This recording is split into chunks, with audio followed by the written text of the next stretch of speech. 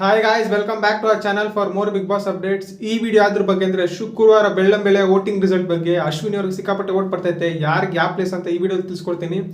ಯಾರನ್ನ first time ನೋಡ್ತಾ ಇದ್ರೆ ಲೈಕ್ ಮಾಡಿ, ಶೇರ್ ಮಾಡಿ, ಸಬ್ಸ್ಕ್ರೈಬ್ ಮಾಡ್ಕೊಳ್ರಿ. ವಿಡಿಯೋ ಸ್ಟಾರ್ಟ್ ಮಾಡೋಣ ಗಾಯ್ಸ್. ಇವತ್ತಿನ ಬೆಳಗ್ಗೆ ಪ್ರೋಮೋ ಪ್ರಕಾರನೇ ನಂದ ಗೋಕುಲ ಸೀರಿಯಲ್ ಟೀಮ್ ಬಂದಿದ್ದಾರೆ ಬಿಗ್ ಬಾಸ್ ಮನೆ ಒಳಗಡೆ.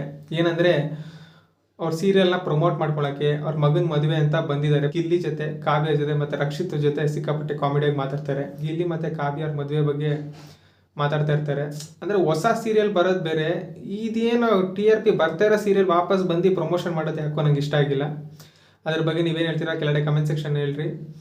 ನಿಮ್ಗೆಲ್ರಿಗೂ ಗೊತ್ತಿದ್ದಂಗೆ ಸುದೀಪ್ ಸರ್ ಅವರು CCLನ ಬ್ಯುಸಿ ಇದ್ದ ಕಾರಣ ಇವತ್ತೇ ಶೂಟಿಂಗ್ ನಡೆಯುತ್ತೆ. ಇವತ್ತೇ ಶನಿವಾರದ ಎಪಿಸೋಡು ಮತ್ತು ಭಾನುವಾರದ ಎಪಿಸೋಡು ಶೂಟ್ ಆಗುತ್ತೆ. ಯಾರನ್ನ ಎಲಿಮಿನೇಟ್ ಆದರೆ ಪಕ್ಕ ಡೈರೆಕ್ಟಾಗಿ ವಿಡಿಯೋ ಮಾಡಿ ಹೇಳ್ತೀನಿ, ಅದಕ್ಕೆ ಡೈರೆಕ್ಟಾಗಿ ಸಬ್ಸ್ಕ್ರೈಬ್ ಮಾಡ್ಕೊಳ್ರಿ. ಇನ್ನು ಇವತ್ತು ಜಸ್ಟ್ ಇರೋದು 3 ಅವರು.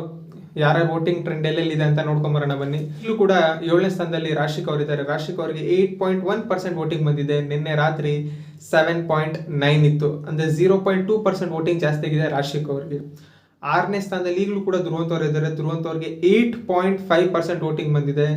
ನಿನ್ನೆ ರಾತ್ರಿ 8.4 ಇತ್ತು, ಅಂದರೆ ಜಸ್ಟ್ 0.1% ವೋಟಿಂಗ್ ಜಾಸ್ತಿ ಆಗಿದೆ ಧ್ರುವಂತ್ ಅವರಿಗೆ. 5ನೇ ಸ್ಥಾನಕ್ಕೆ ಬರೋದಾದ್ರೆ ಇಲ್ಲಿ ವೋಟಿಂಗ್ ಬರ್ತಿರೋದು ಅಶ್ವಿನಿ ಅವರಿಗೆ. ಅಶ್ವಿನಿ ಅವರಿಗೆ 14.1% ವೋಟಿಂಗ್ ಬಂದಿದೆ. ನಿನ್ನೆ ರಾತ್ರಿ 13.8 ಇತ್ತು, ಅಂದರೆ 0.3% ವೋಟಿಂಗ್ ಜಾಸ್ತಿ ಆಗಿದೆ ಅಶ್ವಿನಿ ಅವರಿಗೆ.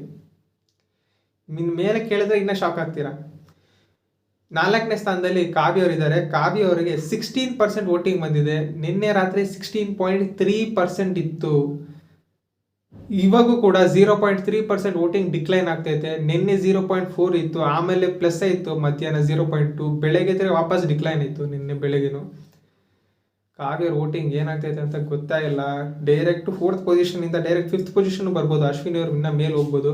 ನಂಗೆ ಗೊತ್ತಿಲ್ಲ ಕಾವ್ಯ ಪೊಸಿಷನ್ ಏನಾಗುತ್ತೆ ಅಂತ. ಡೈರೆಕ್ಟ್ 4th ಪೊಸಿಷನಿಂದ 5th ಪೊಸಿಷನ್ಗೆ ಇಳ್ಕೊಂಡು ಬರ್ಬೋದು ಅನಿಸ್ತೈತೆ ಯಾಕೋ. ಅಶ್ವಿನಿ ಅವ್ರು ಡೈರೆಕ್ಟ್ 4th ಇಂದ 3rd ಹೋಗ್ಬೋದು, ಯಾಕಂದರೆ ನೆಕ್ಸ್ಟ್ ವಿಷಯ ಹಂಗಿದೆ ಗೈಸ್. 3ನೇ ಸ್ಥಾನದಲ್ಲಿ ರಘುವರ್ ಇದ್ದಾರೆ. ರಘುವರ್ಗೆ 17% ವೋಟಿಂಗ್ ಬಂದಿದೆ. ನಿನ್ನೆ ರಾತ್ರಿ 17.2 ಇತ್ತು, ಅವ್ರಿಗೂ ಕೂಡ 0.2% ವೋಟಿಂಗ್ ಡಿಕ್ಲೈನ್ ಆಗಿದೆ. ರಘುವರ್ಗೆ ವೋಟಿಂಗ್ ಡಿಕ್ಲೈನ್ ಆಗಿದೆ, ಕಾವ್ಯರ್ ವೋಟಿಂಗ್ ಡಿಕ್ಲೈನ್ ಆಗಿದೆ. ಅಶ್ವಿನಿ ಅವರಿಗೆ 0.3% ವೋಟಿಂಗ್ ಜಾಸ್ತಿ ಆಗಿದೆ. ಇದು ಮುನ್ಸೂಚನೆನ ಅಶ್ವಿನಿ ಅವ್ರು 3rd ಪ್ಲೇಸಿಗೆ ಬರೋದು ಅಂತ ಗೊತ್ತಾಗ್ತಾ ಇಲ್ಲ. ಇನ್ನು ಜಸ್ಟ್ 3 ಅವರ್ ಇರೋದು, ಅದರಲ್ಲಿ ಜಾಸ್ತಿ ಆದರೆ 3ನೇ ಸ್ಪಾಟಿಗೆ ಬರ್ಬೋದು, ಯಾವನ್ ಗೊತ್ತು ಗೈಸ್. ಇನ್ನು 2nd ಸ್ಪಾಟಿಗೆ ಬರೋದಾದರೆ ರಕ್ಷಿತ್ ಇದ್ದಾರೆ. ರಕ್ಷಿತ್ ಅವ್ರಿಗೆ 21.3% ವೋಟಿಂಗ್ ಬಂದಿದೆ. ನಿನ್ನೆ ರಾತ್ರಿ 21.1 ಇತ್ತು, ಅಂದರೆ ಅವ್ರಿಗೆ 0.2% ವೋಟಿಂಗ್ ಜಾಸ್ತಿ ಆಗಿದೆ. ರಕ್ಷಿತ್ ಅವ್ರು ಕೂಡ ವೋಟಿಂಗ್ ಡಿಕ್ಲೈನ್ ಆಗ್ತೈತೆ, ಆದರೆ ನೆಗೆಟಿವ್ ಏನಾಗ್ತಾ ಇಲ್ಲ. 0.2 ಅಂದರೆ 0.3 0.4ನಲ್ಲಿ ವೋಟಿಂಗ್ ಬರ್ತೈತೆ. ಈಗ 0.2, ನಿನ್ನೆ ರಾತ್ರಿನೂ 0.2, ಈಗ ಕೂಡ 0.2 ಆಗ್ತಾಯಿದೆ.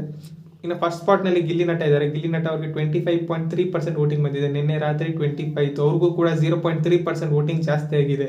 ಇನ್ನು ವೋಟಿಂಗ್ ಡಿಫ್ರೆನ್ಸ್ ಬಗ್ಗೆ ಮಾತಾಡೋದಾದರೆ ಗಿಲ್ಲಿ ನಟ ಮತ್ತು ರಕ್ಷಿತ್ ಅವರಿಗೆ 4% ಡಿಫ್ರೆನ್ಸ್ ಇದೆ. ಗಿಲ್ಲಿ ನಟ ಅವ್ರಿಗೆ ಅಂದರೆ ಈ ಸತಿ ಟ್ರೋಫಿ ಅವರೇ ಗೆಲ್ಲೋದು.